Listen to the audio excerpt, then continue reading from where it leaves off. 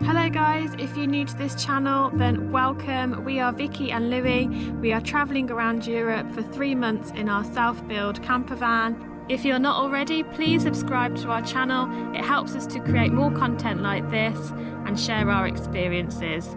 It's super easy, just click subscribe, press the notification button and you'll be notified every time we make a new video. Thank you guys, enjoy the video.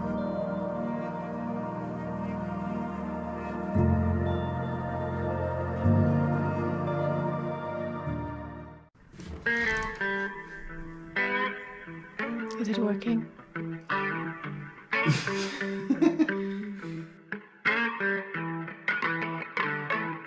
What's up guys, today we're going to be talking about things we wish we knew before we did van life Europe. Okay, so tip number 1, if you're going to travel through France, you're going to need a clean air sticker. Now this is called the French Clean Air sticker, and you can only get it if you go to the French.gov website. There's lots of scam websites out there, so just go to the French.gov website and just search it, and it should only cost you about €3 or €4. So you just enter the information on your engine and then you get a specific colour sticker, and then that's it. You never need to buy another sticker again, but make sure you have that displayed on your windscreen. Otherwise you could get fined if they pick you up on the cameras if you go through any major cities in France, so it's definitely just worth getting. It takes 13 days to be delivered, so make sure you get that as soon as possible before you depart.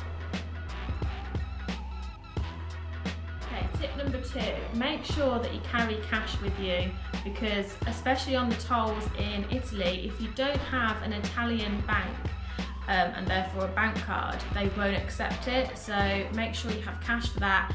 And make sure you get in the lane for the cash. So on the toll, it's a white sign, isn't it, with a picture of coins and notes. And make sure you don't go through the express lane, because that is for cars that have the device fitted to the vehicle. And you probably won't have that if you're not from Europe. So yeah, always take cash with you. You will definitely need it. Tip number 3, watch out for the most expensive tunnel that we've ever been on. So we were going from Italy to France, we were following a toll road on the maps, and we ended up going through a tunnel called Le Mont Blanc. So it is called the Mont Blanc tunnel, and it is, just look at my notes, on the European route E25. So that takes you either from France to Italy or Italy to France. And I think we paid, was it €65? Yeah. And once you're in it for at least a good half hour. So yeah, definitely check your route. Avoid that tunnel. It's not even worth the expense. Tip number 4 is your V5C, also known as the vehicle reg or the logbook. It is a legal requirement in most European countries to have this in the dashboard at all times, and you might require it if you ever need to get some work done on the van and take it to a garage, or the campsites in Montpellier asked for the V5C to check if it was registered as a camper van, and with our van it's registered as a van with a window, so that we wasn't able to stay at that campsite. So make sure you have your V5C on you, and yeah. If you use LPG in your van, then you're going to need a gas adapter, and there's a few available, but the one that we found that we've needed is this one, which is a satellite LPG adapter, and that seems to work across France and Italy and the route that we've taken. Another tip is for your towels, make sure you get the quick dry towels, the microfiber towels, because they take a long time to dry, even if it's hot. So we would recommend getting microfiber. They dry super fast, and then you're not going to have damp, mouldy situation in the van. So we definitely made a good choice choice with that investment, didn't we? Okay, tip number 7. If you're in France, try and stay away from the self-service pumps, okay, where you use the card at the pump. If you do this, it will charge you like a holding fee. This happened to us on our first fill up in France, and we got charged about 90 euros on top of our 100 and something euros for the diesel. Apparently this does get refunded back to you, but it can take up to 30 days, and some people still have trouble getting it back. Luckily I got straight onto my bank and they sorted it out for us straight away, but after that we just avoided it, didn't we?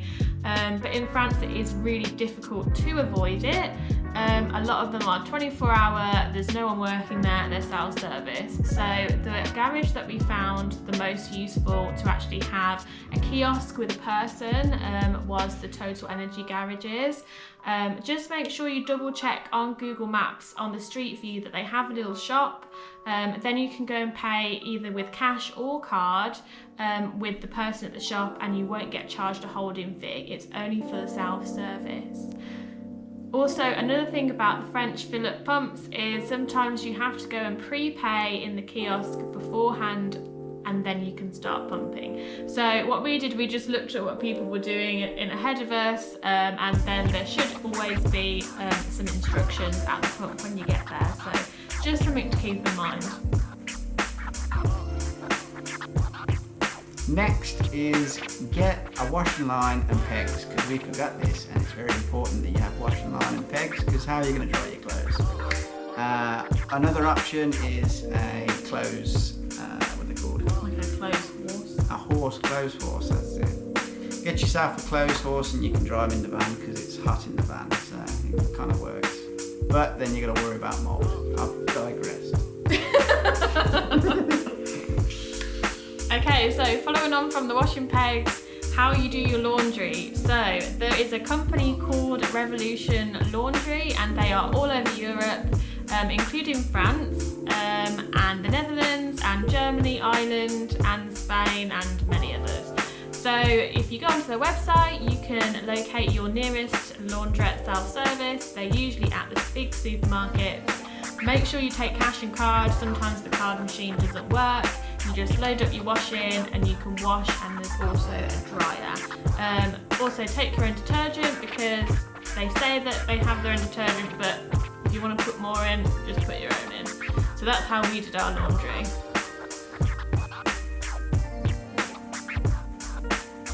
So tip number 9, we found that the most camper-friendly country in Europe that we went to was France.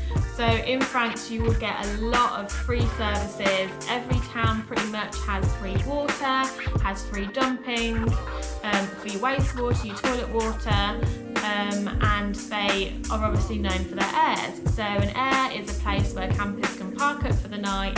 It either has facilities or it doesn't, and they're either free or they're, well, I wouldn't say expensive, not as expensive as a campsite, but if you go to the ones nearer to the big attractions, like when we went to Le Mont Saint Michel, I think that was 20 something euros for the night. So the more touristy the place, the more you'll pay. It's anywhere between 9 and 29 euros, I'd say. For airs, yeah. And like I said, some of them are free.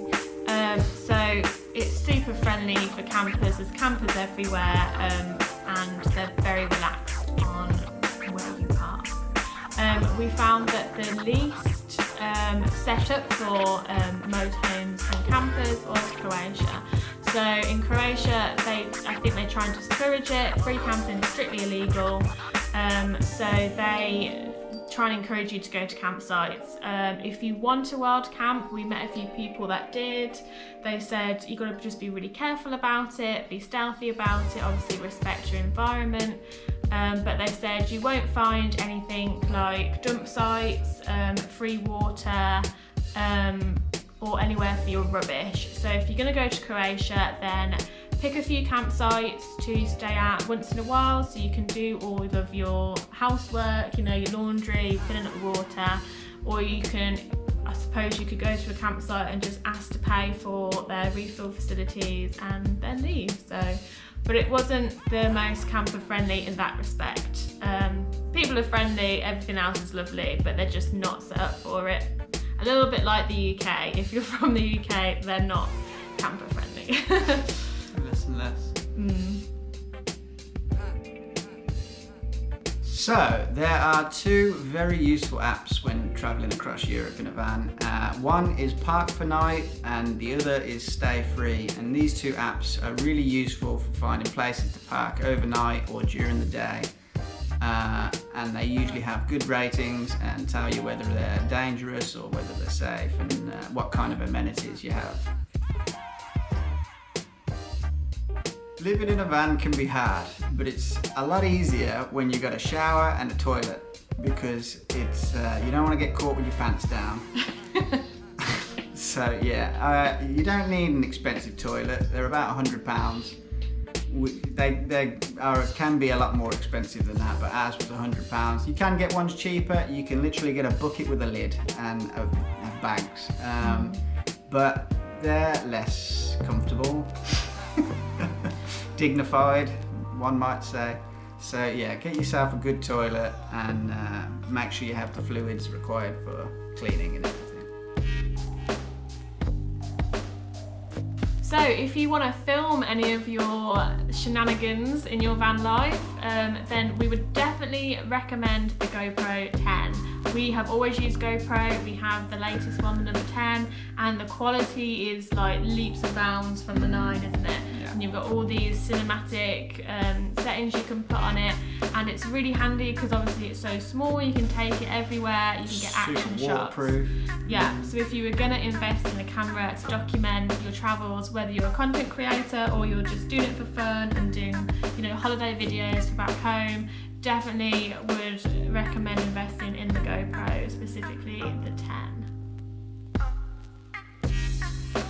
Another good tip is bungee cords. We have used these for everything and anything, from fixing down stuff in the garage in the van, to fixing down the drawers, to making clotheslines out of them, washing lines out of them, holding the door open or closing the door.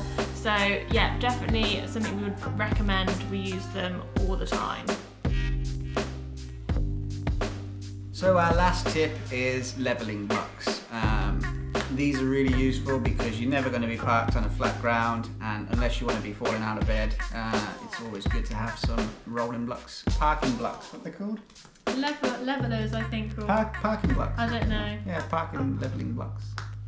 So everything that we've discussed in this video, from the toilet to the levelling blocks to the GoPro, we will link in our description below. We do use affiliate links, so we would really appreciate if you use those links to purchase those items if you want them. It just helps us to grow the channel and create more content like this. Leave us a comment down below, let us know your experiences, if we've missed anything off the list, if we have said something wrong that you think's different. Please start a conversation below, and if you're not already, please subscribe to the channel and have a lovely day.